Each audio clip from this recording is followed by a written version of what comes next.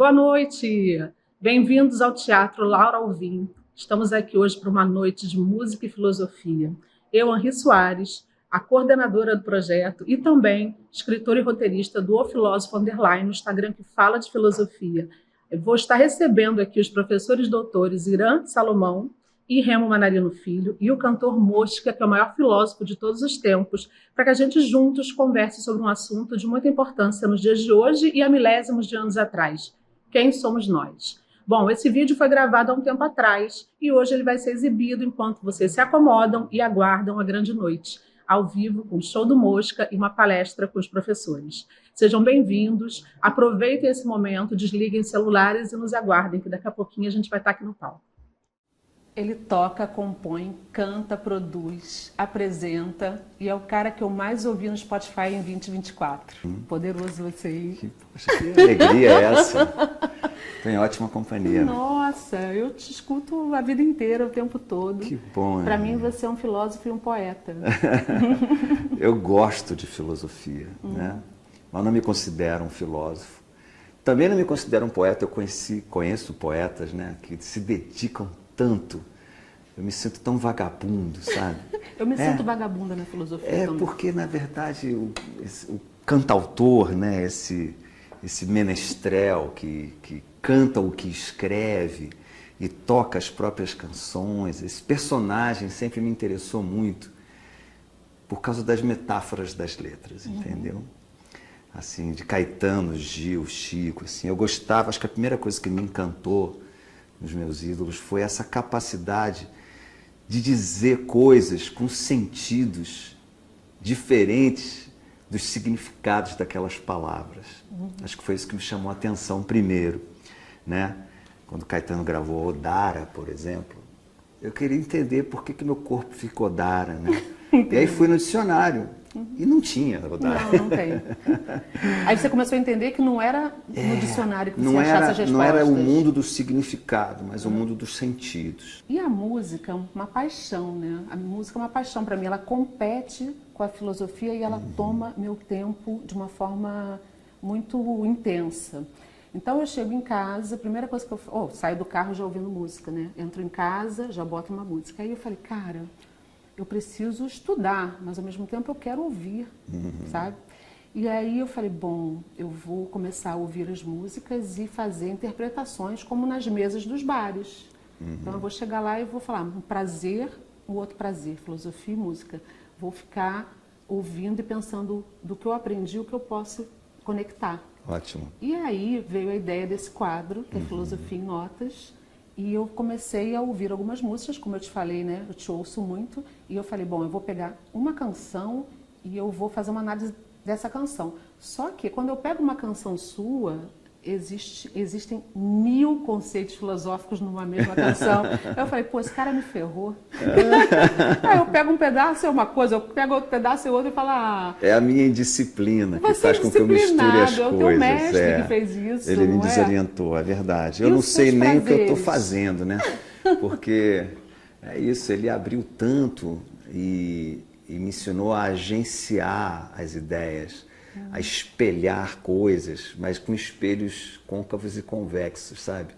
Aqueles que deixam a gente, né, às vezes mais comprido e magro, às vezes achatado. Então são espelhos, assim, o espelho também é uma imagem importante para mim, não o meu reflexo narcísico, mas o espelho distorcido, né? Aquilo que reflete uma outra realidade, assim, o quanto a forma também pode ser diferente de acordo com o que a gente olha, né? O ângulo, todas essas, o seu ponto de vista, a sua subjetividade, aí, ou seja, entender que existe, né, uma subjetividade dentro de cada um e aí ter a empatia para poder conversar com o outro, né? Compreender o outro, até onde o outro pode chegar e até onde você também pode chegar diante do outro, né? Isso tudo vai gerando assim uma confusão, mas a filosofia é um filtro, né, Henri? É um filtro. Acho que você, depois que entra em contato com algumas ideias, né, e se permite considerá-las, né, porque tem essas, tem que considerar, tem que, é como, sei lá, como qualquer crença, né? mas é baseado um pouco assim no pensamento criativo. Eu gosto da filosofia aliada à arte. Para mim, viver é criar com o pensamento. E o pensamento não é exatamente o raciocínio, né? A razão... Não é lógico. Não, muitas exatamente. vezes não precisa ser lógico. O pensamento é justamente a abstração dessa razão, né? Aquilo que você delira. Você não pode criar sem delirar, sem ser delirante. Muito menos canções, né? De fazer uma proposta. Você vai tocar uma canção, você vai me dizer a sua percepção no momento que você interpreta, ou até mesmo que você compôs, porque algumas você compôs, e depois eu vou fazer uma equivalência com conceitos filosóficos. Okay. E aí a gente vai ver se a gente se entende ou se a gente se desentende. Mas eu não quero me desentender com você, não. Não, você vai estar sempre certa, eu vou estar sempre delirando. Não, nunca, eu também deliro, tá? Acredite. Então vamos começar agora com o Último Dia. Tá bom. Uma letra do Billy Brandão, guitarrista, amigo há muitos anos. Eu musiquei há uns 30 anos atrás. Uau! Teu tempo de carreira solo. E aí eu fiz essa canção, me lembro de pensar em Because dos Beatles. Because the world is round.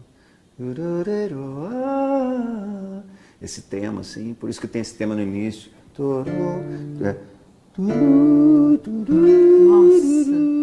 Nossa, isso é tão familiar É meio clássico, assim, por causa do Because, na verdade. E eu não mudei muita coisa na letra, acho que uma palavra ou outra para caber, assim. Enfim, era o que eu queria, né? Eu queria que as minhas canções, elas refletissem. Lembra do espelho? Refletir. Lembra do espelho? O reflexo. Reflexos e reflexões, né? Tem o nome de uma outra canção.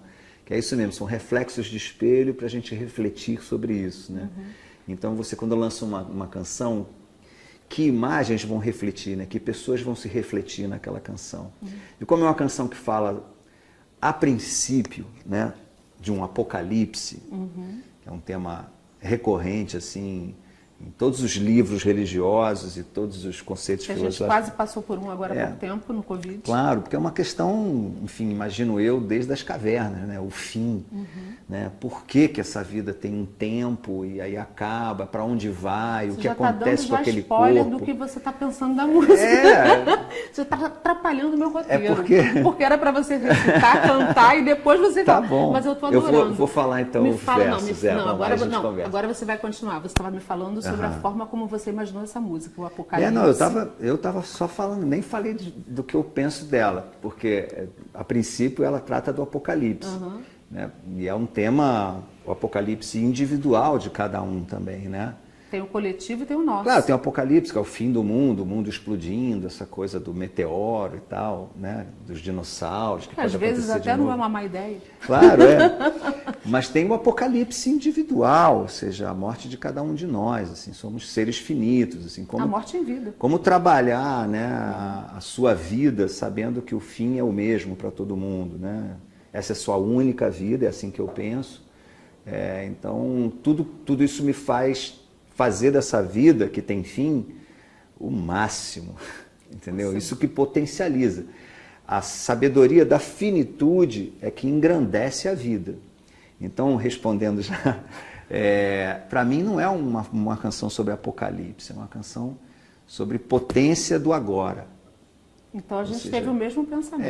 O que você pode fazer agora não pode ficar para amanhã, porque pode ser que você não esteja aqui amanhã. Então, o bem, o amor, tudo que você acredita que você quer para a sua vida toda, você tem que exercitar no agora.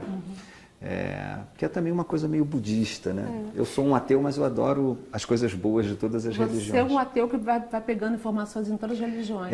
Por isso que eu falei que eu sou um vagabundo. A gente casou muito, porque na verdade, para mim, a letra dessa canção tem muito a ver com Amor Fati de Nietzsche, porque fala exatamente sobre você viver a vida da forma mais plena possível, para que no final dela, que seja essa ou que seja outras, para quem acredita em outras vidas, você fale, eu viveria tudo outra vez da mesma forma. Claro. Então, até as coisas ruins, elas fizeram que eu fosse quem eu sou hoje. Então, tudo tem valor, tanto a parte boa quanto a parte ruim. Se acontecesse um apocalipse hoje, eu olharia para trás e falaria, tudo que eu vivi, eu precisava viver. E isso é amor fati de Nietzsche. E aí eu sei que você tem uma frase que você usa que também tem a ver com isso. Qual é mesmo? Tudo vem para o bem. Tudo vem para o bem. Tipo, mesmo que você seja atropelado por um caminhão, tipo, ok, como é que é isso? Me conta. É porque tudo é caminho, né? Então você só pode ser feliz aqui, né? Porque você caminhou até aqui. Então as coisas ruins, elas também eram o caminho para chegar aqui. Não há felicidade no agora sem tristeza do passado, porque ninguém é feliz o tempo todo. Então você começar a aceitar, compreender e utilizar a potência do errado, a potência do equívoco, mais do que aprender, para caminhar, né? Para chegar onde a gente chega e falar assim, eu só cheguei até aqui porque eu vivia aquela situação, do contrário, eu não seria quem eu sou. E fora o que você considera erro na hora, mas que na frente te dá um prêmio. Um prêmio. Porque você optou pelo caminho errado, quer dizer, foi pelo caminho errado, achando que estava errado. Então, olha só, eu vou recitar, ou você quer recitar? Recita você. Eu vou recitar. Tá bom. Vamos lá, eu vou ler porque eu fiquei nervosa, porque essa música é importante para mim. Mas, meu amor, o que você faria se só te restasse um dia? Se o mundo fosse acabar, me diz o que você faria. Você sabe que esse meu amor, né? A gente tende a pensar que assim, que é o outro, né? Ô, meu amor, Eu achava, né, que era. Eu também, porque tudo é sentido. Mas eu também tenho uma leitura que é uma coisa de se olhar no espelho, você dizer para o seu amor, né? O amor que te constitui, que você sente. Você está falando para você mesmo, meu você amor, mesmo. você. Claro, o que você faria? Eu faço isso, tá? Se te restasse, claro, eu falo pro espelho pra caramba. É o exercício dessa afirmação do agora. Por isso que esse meu amor é o amor que está dentro de mim. Você está preparado? Cheio de amor aí, né? Muito amor. A seta e o alvo. Eu acho que você falou alguma coisa a respeito dessa música ser meio uma inspiração divina, uma coisa de um sonho. Conta pra mim. Inspiração divina, é bom. Se os sonhos são divinos, né?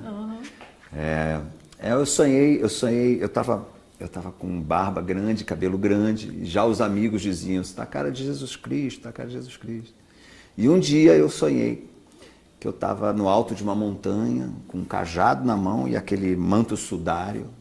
Eu sabia que era o manto sudário mesmo antes de eu morrer como Jesus Cristo, ele era o manto sudário. Entendi. Eu sabia disso no sonho. E eu estava com um manto branco, que seria o manto sudário. O cajado, eu estava no alto de uma montanha e eu via as pessoas subindo. Então eu pensava, bom, elas vêm ouvir a minha palavra, né? E eu falei, o que eu falo? Né? E eu tinha essa coisa assim, mas se eu sou Jesus, né? O que eu vou dizer?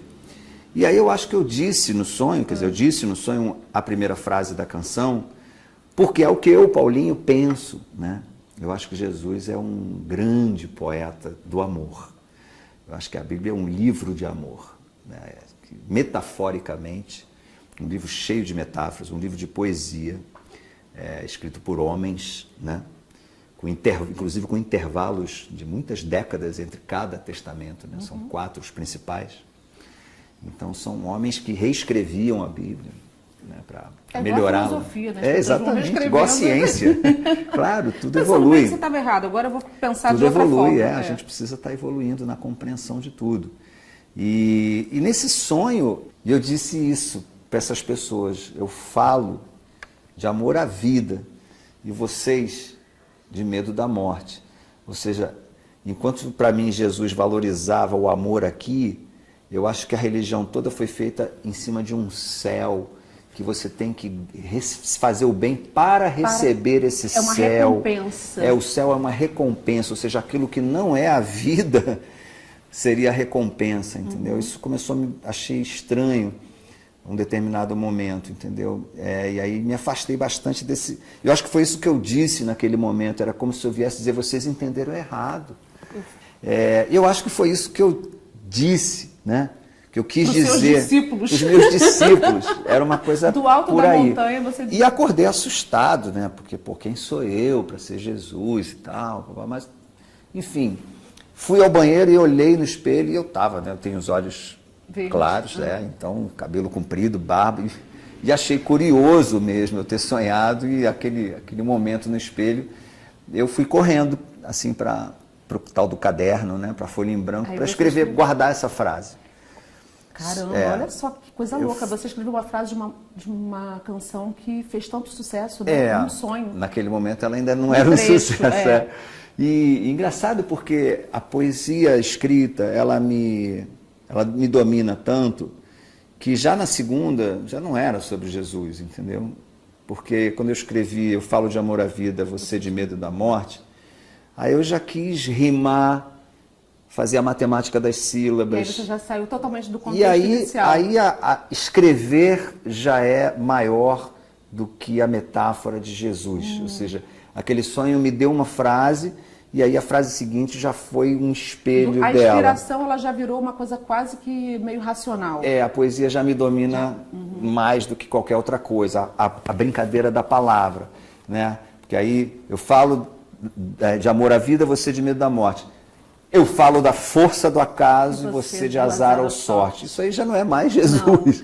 Já é super filosófico, né? O labirinto da vida. E você falando de azar ou sorte, para mim azar e sorte são a mesma coisa. Nessa letra, o tempo todo você não fala de amor romântico? Olha, eu estava casado com a minha primeira mulher, a mãe do meu primeiro filho. Claro que acho que tudo vem ao mesmo tempo, né? É o Jesus, a poesia, o que você quer dizer para o outro, não só para a sua companheira, mas para o outro mesmo. Acho que mistura um pouco de tudo. Porque é uma sequência disso, né? Eu ando num labirinto, você numa estrada em linha reta. Ou seja, quem está no labirinto está fazendo curva, está dando errado e voltando, sabe? Quem está na linha reta não vê paisagem, sabe, né? Como é que é o final? Eu ando no labirinto, você não está... você só lamenta... Eu olho para o futuro e você só lamenta não ser quem era. Então acho que cada frase é dirigida assim a um sentido e a um outro motivo, que eu acho que é o cerne dessa canção. Ela é a diferença entre motivo e objetivo. Longe de ser uma coisa que você está falando para alguém, você é assim e eu sou assado. Nossa, eu ando muito romântico. Não. Cada um. A minha visão total romântica. Claro, cada um que utilize os objetos da natureza, da arte, dos homens, como me servir. O meu entendimento, né, é que não é uma canção para você dizer, pô, tá vendo? Você está na linha reta, eu estou no labirinto. Você está assim, eu falo disso, você entendeu errado. Não é para se sentir superior. Para mim, o cerne dessa canção, dessa letra, é a diferença entre motivo e objetivo. E a forma como você chega lá, né? Porque, na verdade, tanto o labirinto quanto a linha reta, no final das contas, vão chegar no mesmo caminho, no mesmo lugar. Talvez a gente não queira nem chegar em lugar nenhum. Esse que é o barato. Eu acho que quando chega no refrão, que é quando explica isso que eu estou dizendo, sua meta é a seta no alvo, mas o alvo na seta não te espera. Ou seja, esse objetivo, se você não alcançar ele, você vai ficar frustrado. Mas se você, ao invés de objetivo, você tem motivo para lançar essa seta no ar, qualquer lugar que ela caia será o lugar dela. Porque e será o seu alvo. O princípio é você atirar setas. Exatamente. É o movimento, não efetivamente o que vai acontecer depois. Aonde vai chegar. A vida é toda, parece que a gente tem que alcançar algum lugar para vencer na vida. Quando, na verdade, as pessoas eu não tenho objetivo. Eu tenho motivos que me levam adiante. Eu me movo para ter 1 milhão de seguidores, 1 milhão de amigos. Como dizia Roberto Carlos, não é o meu objetivo.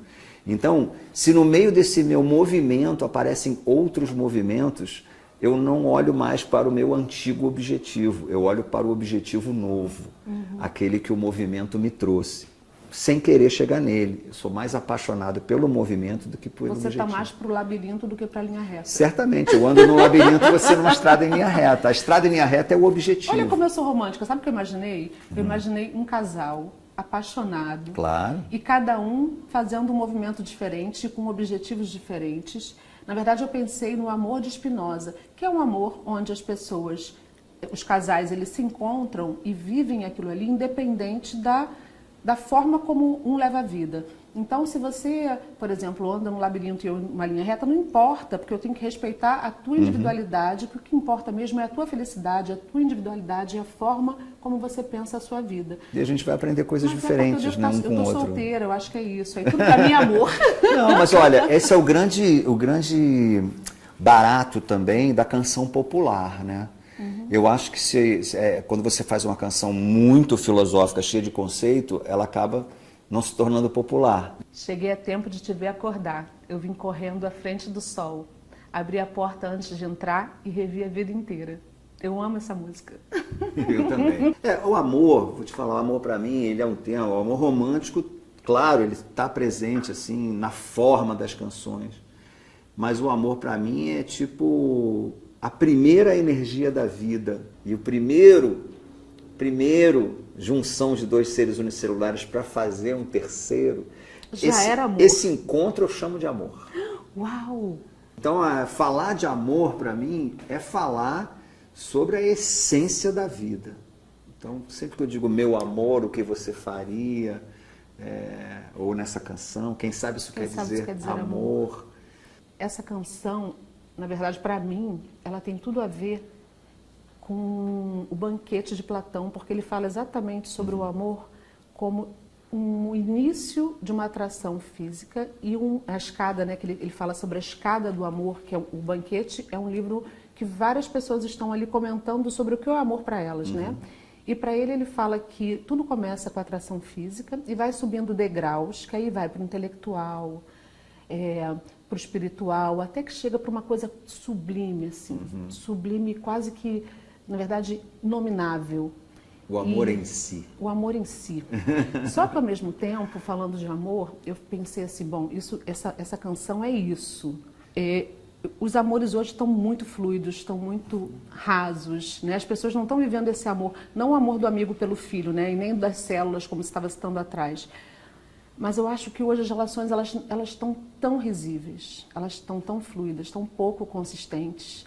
Você acredita que as pessoas estão vivendo hoje esse amor que a gente conhecia como amor romântico com intensidade, com dor, com sofrimento, mas ao mesmo tempo com alegria, com aquela coisa? Eu vejo uma banalização e um medo muito grande, que aí entramos em Bauman, né, que fala sobre amores líquidos. E como hoje a gente precisa mudar essa estrutura, né? As pessoas estão muito medrosas de se entregar, porque realmente está tudo muito complicado. E aí a gente entra na questão da aceitação do defeito do outro, do erro do outro, da vontade de acertar. Como você vê hoje compor sem ter uma inspiração real do que acontece com as pessoas, sem ter aquele amor sendo presenciado, o amor do teu pai com a tua mãe, do seu amigo, enfim, como é que você vê isso? Eu acho que todo amor é líquido. Não esse líquido do Bauman que você se referiu, líquido, passa rápido. Eu acho que todo amor é jorro, todo amor é cachoeira, todo amor é nascente, todo amor é cristalino, todo amor é transparente. Mesmo que ele seja de uma noite. Mesmo que seja de uma noite, né? Porque o que vale é o que as pessoas sentem, cada uma com seu cada qual, né? Ou seus cada quais, né? E quem vai dizer o que é líquido, né? E quem vai dizer que o que é bom é o que a gente vive e não o que as pessoas estão vivendo hoje em dia? Exatamente. Eu acho que não... Eu lembro da minha avó se queixando muito do caixa eletrônico. Ela não conseguia. Ela gostava de ir no caixa porque ela não entendia aquilo. Ela gostava de dar bom dia. E eu adorava, eu detestava entrar no banco, adorava chegar no caixa eletrônico e tirar meu dinheiro rápido, sabe? Resolver meus BOs ali. Então acho que também tem uma coisa que é... Eu não sei como a geração do meu filho está amando, porque eu não estou na geração dele. Então... Mas em observação? Crítico. Imagina se você seria crítico, você é virginiano. Eu acho, eu não sei, eu não acho que exista caminho certo para nada, nem para o amor. Justamente porque a gente não consegue definir o amor, ele está sempre disponível para qualquer moldagem. Quero te agradecer demais por ter vindo agradeço, aqui. Gostei muito de conversar com você, já adorava, né? Mas obrigado. Agora gostei mais ainda. Obrigada, muito tá? Obrigado, querida. Um beijo. Viva! Viva! Viva a verdade, né? De cada um.